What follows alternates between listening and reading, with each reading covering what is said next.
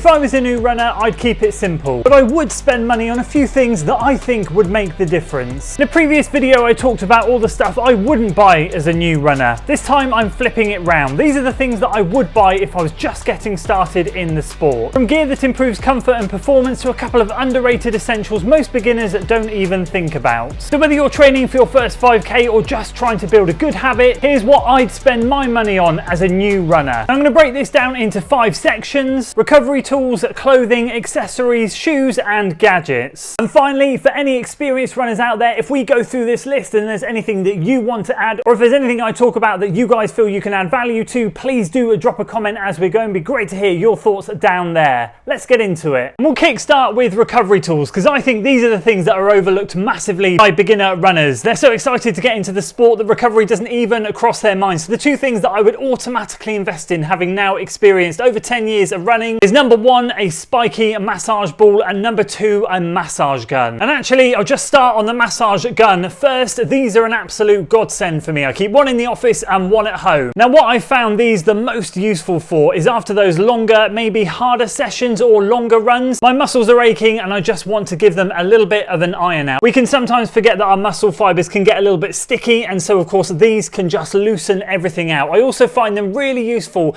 to put on the tendon ends when you just apply a little bit of pressure and then maybe just stretch the leg out or stretch that muscle out in particular. It just provides wonderful light relief. So these are absolutely brilliant. And then the spiky massage ball, well, they're even better. I find those are the ones that really dig a little bit deeper. They're better for deep tissue massage and a little bit of trigger point therapy. A little bit how I just explained I use a massage gun, where you put a bit of pressure on that tendon end or that attachment point and then you just gently stretch that muscle out. You get a wonderful sense of relief after you've done that 2 or 3 times. I find actually the spiky massage ball to be brilliant to get into the glutes a little bit more, because of course you can apply your body weight while you're just trying to sit on it and just dig a little bit deeper where the massage gun can't go. And yes, I know that sounds a little bit dodgy. You'll find as you start stacking those training weeks up and you start to run a little bit more consistently, recovery becomes even more important. So I wouldn't overlook it at this early stage. I'd get yourself started on it right now. Let's move on to clothing. There are 3 items in here that are really important, and of course they are the t-shirts or the vests, the shorts and the socks. I'm going to mention all 3 of them here. My mistake when I was a new runner was I'd just wear any old t-shirt, and of course cotton is one of the worst things that you can wear if you start sweating. The chafing is unbelievable, the blisters are unbelievable, and it's extremely painful. So my top recommendation is to get some technical t-shirts. They do not have to be expensive. There are plenty of options out there that you can get them for a reasonable price from. Decathlon is a great place to start. It often provides discounted products or lower priced products, and of course outlet shops, I can often go out and pick up vests and t-shirts for £10 or less that are that technical material to wick away sweat, which is exactly what cotton t-shirts do not do. Shorts are exactly the same. I'd say probably for me they're the least important. I'd say t-shirts and socks in particular, because blisters on your feet are absolutely painful, and when these things start to chafe it is excruciating. But I have found shorts to be really beneficial too. Again, it's just about picking up some technical material in those shorts to wick away that sweat. It does help with the anti-chafing, and of course as you start running for a little bit longer periods of time, it does provide a little bit more comfort than what cotton does. And once again, socks, I've got to say these things are an absolute game changer when you switch to proper technical running socks. The blisters I used to get on my feet were unbelievable, and I never used to find it if I ran maybe a mile or 2. The second I started to stay in those shoes for over 30 minutes and I had cotton socks on, so the friction on the bottom of my feet would just start to rub back and forth, and the blisters were absolutely immense. So once again, there are plenty of great brands out there. I'll throw a couple on screen that offer some great price socks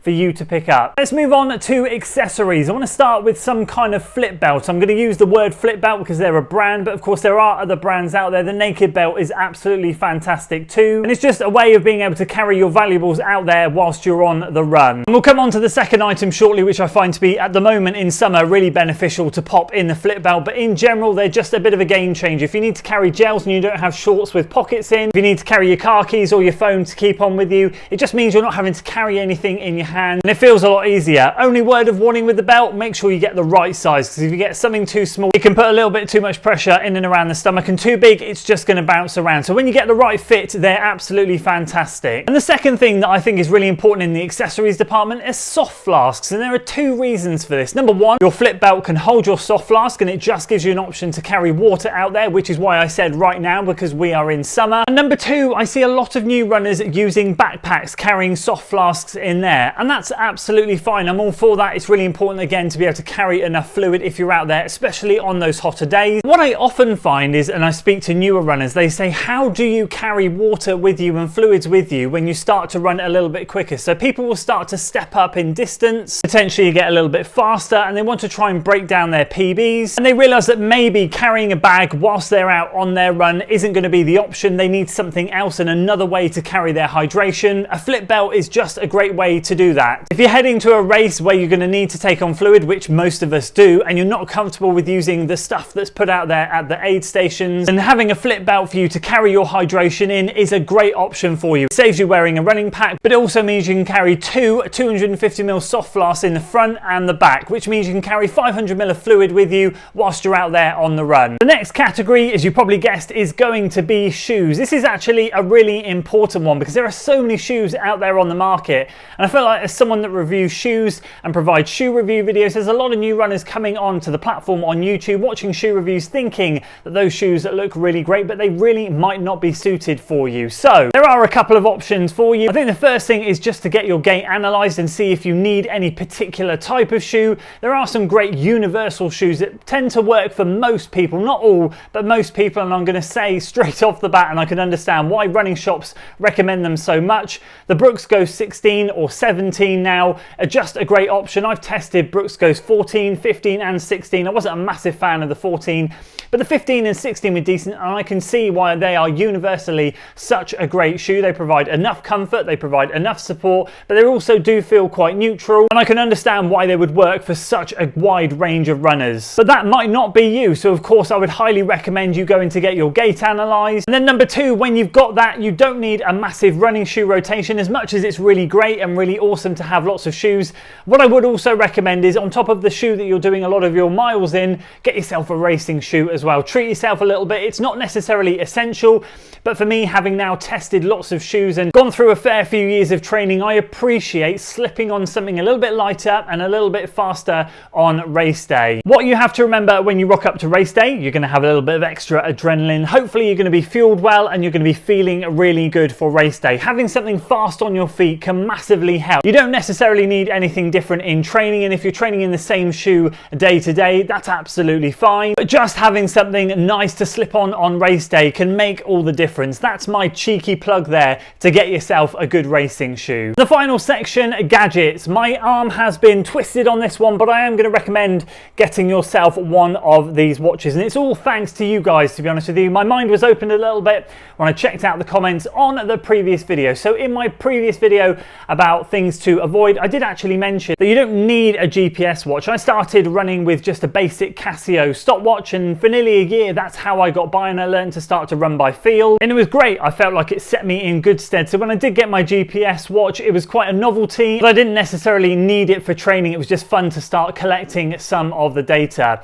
However, reading a lot of the comments in the previous video, you guys definitely opened my mind, because a lot of you said without your running watch to keep you on track, you would be nowhere close to where you are now, and you found it to be such a great training aid and a training tool. Whether you were using the watch itself to keep track on how you were getting on with your paces and staying in the right heart rate zones, or you were using some of these plans that some of these apps provided with the watch, you just found them to be a game changer. And I kind of had to open my mind a little bit and appreciate that actually I can understand not everyone is going to work my way. So I do appreciate the fact that a running watch can be quite essential. My top tip though, you do not need to go for a top of the range running watch at this stage. You can just go for the basic entry level watches for the moment. As long as it provides good GPS signal and some basic interval functions, that's really going to be all you need to do. And of course, if it helps track your heart rate, or you get an external heart rate monitor, that will be even better. And that, I think, is all you're going to need. Now, of course, there are plenty more wonderful gizmos and gadgets out there for you guys to use, but from a basic standpoint, if I was a new runner, I think for me, those would be the essentials that I would be looking to get. Just making sure you're kitted out